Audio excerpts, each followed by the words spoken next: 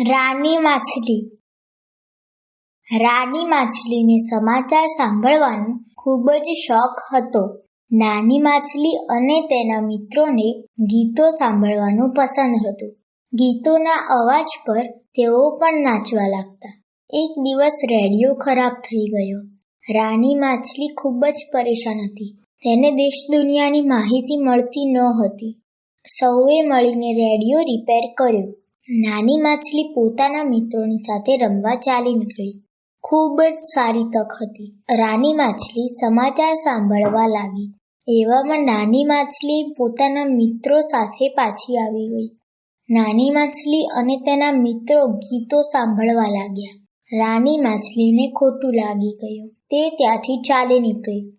નાની માછલીને પોતાની ભૂલનો અહેસાસ થયો. તે પોતાના મિત્રો સાથે રાની માછલીને શોધવા માટે નીકળી પડી. બધાએ મળીને નક્કી કર્યું કે તેઓ અલગ અલગ સમયે પોતાનો મનપસંદ કાર્યક્રમ સાંભળશે. રાની માછલીએ સમાચાર શરૂ કર્યા. બાકીના બધા પોતાનો વારો આવવાની રાહ જોવા લાગ્યા.